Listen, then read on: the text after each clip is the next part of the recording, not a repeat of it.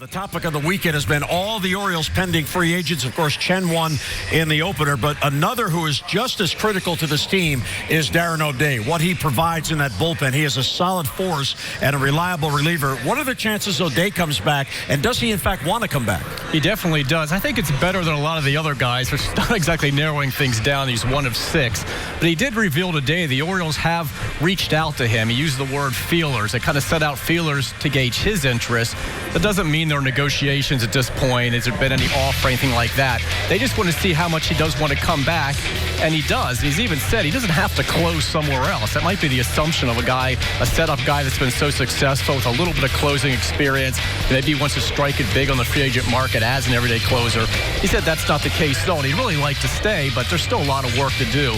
But this is a guy, he's a wonderful story. He really is set up for a well-deserved payday. A guy that was claimed off waivers in November 2011. That was in between the Andy McPhail, Dan Duquette regimes, and came back from injury. He's been let go by other teams, and here he is now one of the top setup men in baseball. The question is, what is the market for a guy like that? Obviously, setup men get paid a lot better than they used to, as Andrew Miller proved with his 4-year, $36 million deal. A couple years ago, the Angels gave Joe Smith, was it 3 years, a little bit over $15 million. So you figure ODay could do better than that. It's just a question of what the Orioles are willing to give for a setup man. They weren't going to go there for an Andrew Miller, but they really do like Darren, and they realize his importance. So at least they have kind of reached out to him at this point. Now, if I'm the Tigers, I'm backing up that truck. I'm saying, hey, will you set up and close for us both? Because that's how badly they need bullpen help. But it's just good to know that at least they've started talking already. Yeah, you know, it's the cost of doing business in the modern game, and as the rates go up across the board, you either elect to pay it, or if you elect not to pay it, you know the player's going to get an offer out there,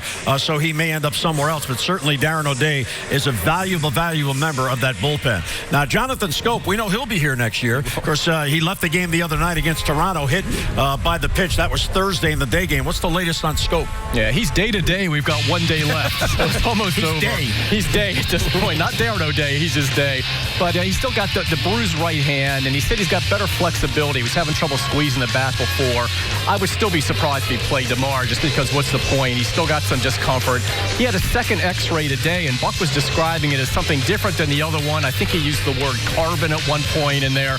I glazed over because I don't understand it. But he did have a second X-ray. They just want to make sure. These guys are all taking their exit physicals right now. So they want to check him out before everybody scatters all over the country. They want to go ahead and make sure that there's nothing that's going to surprise them later in the offseason or in spring training. So they check the hand. He's also going to undergo an MRI arthrogram on Monday, which is like an MRI, but they inject the dye. That's the arthrogram part on his right knee. He's got a little bit of swelling. Buck against it isn't anything serious, but again, just to be careful before they send these guys out. They want to check everything. Of course, he's been such a valuable guy for them. What a tremendous season he had, and we all kind of held our breath when he injured his knee in Boston on April 18th. So they just want to check that as well.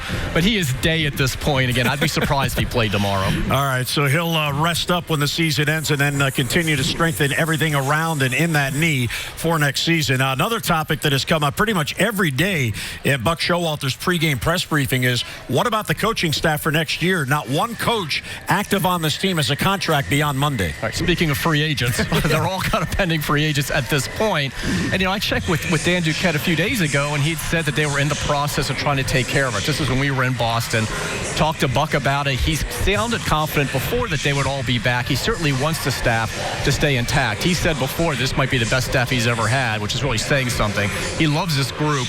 But Dave Wallace is really the intriguing one. There are already teams I know that are kind of checking around, sniffing around like, hey, are you going to be available? Because if so, they want him. I mean, he was a real coup for the Orioles to get him. A lot of teams didn't think he was interested when he was in the Braves system of getting back into being a major league pitching coach. So he will be a highly sought-after free agent if his contract's expired and the Orioles don't get a deal done quickly with him. So, and I know Buck really wants him back. So, all of them, he wants to keep that staff intact.